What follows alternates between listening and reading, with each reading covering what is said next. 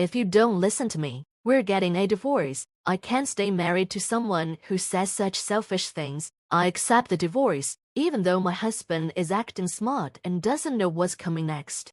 My name is Emily. I've been married for 5 years, and I'm 35. It's just me and my husband. We've wanted children but haven't been able to have any yet. We thought about fertility treatments, but my husband didn't want to go through with it, so we left it to chance. If we don't have kids, it would just be us.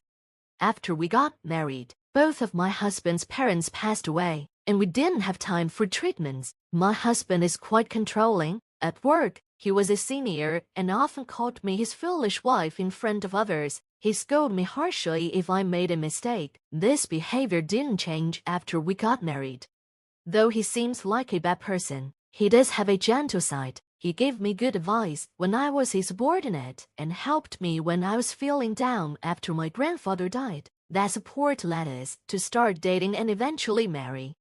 Since getting married, I've stopped working and become a full-time housewife. My husband usually comes home after 9 p.m. because of his job. When he gets home, I greet him and help with his clothes, but he doesn't say much. I prepare dinner, and he eats quietly. After dinner, he goes to the bathroom, and I get his towel and underwear ready. He then heads straight to bed. He's always been quiet, and recently, his new job promotion seems to have made him even more tired. We don't talk much anymore, but I still trust and love him. He was there for me when I had a tough time. I lost my father in middle school and my mother when I was in my first year of high school. After that, my grandfather took me in and raised me with a lot of love. I wanted to show my appreciation by saving money from my job, taking him on trips, and sharing good times with him. I enjoyed spending time with my grandfather and wished he could stay healthy forever. But 3 years after I started working, my grandfather passed away from lung cancer. I was left completely alone. I knew I'd have to say goodbye eventually, but I didn't expect it to be so soon. I regretted not being able to do more for him or spend more time together. I was very sad and cried every night. My then boss, who is now my husband, noticed my sadness. He was kind and listened to me, telling me I had been through a lot and did well. I felt lucky to have him as a boss. Normally strict and intimidating, he was gentle and supportive during that tough time. I know he's a kind person deep down, which is why I wanted to stay with him. One afternoon, the home phone rang. It was my husband's younger brother, who I hadn't heard from in a while. He asked to speak to my husband. I told my husband about the call, and he answered the phone with a smile. His younger brother, 15 years younger than him, is someone my husband really cares about. He's been living happily with his wife for 2 years. But when my husband's tone suddenly became serious, I knew something was wrong. After hanging up, he told me that his brother had been laid off from his job. I was shocked, as I hadn't expected this at all. My brother-in-law is very different from my husband. He's kind, calm, and respectful. He always defends me when my husband is rude and apologizes for his behavior. I have a good impression of him and his wife. I wanted to help them in any way I could. I asked my husband if there was something I could do, but he gave me a sharp look and asked what I meant by something. I suggested to my husband that we should do something to help his brother feel better. He sighed heavily and said that I wouldn't understand because I haven't been part of the working world. He told me that it wasn't my place to suggest anything, and his harsh response surprised me. I meant well, but it seemed I had upset him. I asked him if I wasn't part of the family too, but he said I was just his wife, not his brother's family. His words hurt deeply. I had never seen him act so aggressively before. His brother being laid off must have been a huge shock for him, but his harshness was unexpected. He told me not to do anything unnecessary and walked out. After that, he became even more demanding and critical of me. He complained about the meals I prepared and compared me unfavorably to his brother's wife. His unreasonable behavior was confusing, and I didn't know what had changed. One day, my husband began sorting through things and filling garbage bags. I was puzzled but didn't interface because our relationship had become so strained that I didn't have the energy to talk to him. Then he told me that we needed to start packing because we were moving out. He said he was giving the house to his brother and his wife. I was shocked and confused by his decision. My husband suddenly decided to give our house to his unemployed brother and his wife. I asked why he was doing this out of the blue, and he shouted at me to be quiet. I pointed out that giving away the house didn't solve our living situation. He insisted that, as his brother was in trouble, he needed to help him, and we would figure out where to live later. I was confused and suspicious. My brother-in-law wouldn't just take our house without question. As I was about to confront my husband, he handed me divorce papers and told me that if I was only going to argue, I was of no use to him. He demanded I leave immediately. I was shocked by his sudden decision, but felt it might be for the best. I picked up the divorce papers and signed them.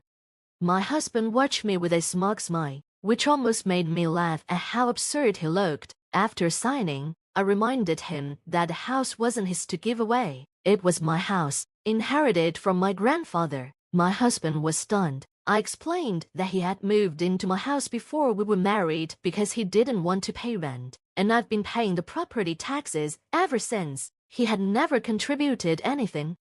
My husband seemed flustered and said it didn't matter since we would soon be divorced. I told him that his behavior was unbelievable and selfish, and we needed to calm down.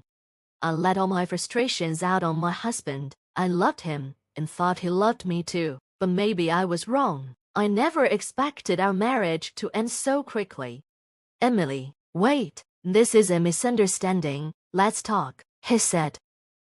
Talk about what? You were the one who wanted a divorce, I replied. I carefully put away the filled-out divorce papers, planning to submit them first thing tomorrow morning. My husband lay on the floor, dazed, and muttered, "No, this can't be happening." I told him coldly that this was my house and he needed to leave immediately. Once the papers were filed, we would be strangers. I felt no sympathy for him. Even when he cried and clung to me, he eventually left, resigned to his fate. The news of our divorce spread quickly at his work, and he was immediately looked down upon. Rumors about our divorce and his behavior during our marriage circulated widely. It seemed he had lost his standing at his company. I wondered who spread those rumors, but all I did was answer questions from his colleagues and subordinates. About 6 months after the divorce, I ran into someone I hoped not to see while leaving a real estate agency. My ex-husband. It seemed he had been waiting for me outside the agency. The situation was unsettling, and even when I tried to ignore him, he followed me persistently. Frustrated, I agreed to talk. Enough. If you have something to say, just say it, I told him. Emily, I've always despised you, he said. His sudden claim left me confused. He said he had been blaming me for his brother's job loss. Why would it be my fault? I asked. Since we got married, he said only bad things happened, like his parents dying and his injury. But his father was already sick before we married, and his mother was frail. His injury was due to his own clumsiness when he got drunk and fell. Despite this, he believed I was responsible for all his misfortunes. So you think I'm the cause of all your problems and that's why you hated me? I said. I always thought you were just awkward, but you actually despised me. I was frustrated with his refusal to take responsibility and his constant blaming of others. I couldn't believe someone like him could be a supervisor. I worried about his subordinates who might be unfairly criticized. He continued to tell me about his misfortunes even after our divorce. He showed me burns from a recent fire that destroyed his apartment, and he mentioned losing his wallet, making mistakes at work, and his brother's coldness towards him. Honestly, I don't feel sorry for you, I said. These are the results of your own actions. I have nothing to do with them. Please, Emily, come back to me, he begged. We've been together for so long. I took care of things when you were working and helped you when your grandfather died. Looking at him, trying to guilt-trip me, made me shiver. All your problems come from your own actions. Maybe you should look at yourself and stop blaming others. With that, I walked away, ignoring his desperate calls. My ex-husband was calling out to me, trying to get my attention, but I ignored him and blended into the crowd. About a week after our divorce, I got a call from my former brother-in-law. "Emily, well, you're not my sister-in-law anymore," he said. "I'm sorry, but I wanted to talk about my brother." He explained that the decision to give the house to his brother was made by my ex-husband alone. His wife and he had no idea about it. My former brother-in-law said he and his wife felt sorry for how my ex-husband treated me, and he thought it was good that we divorced. He wished me happiness. I thanked him, and he told me he found a job and was managing to get by. I was happy for him. He mentioned he planned to distance himself from his brother, which is why my ex-husband couldn't reach him.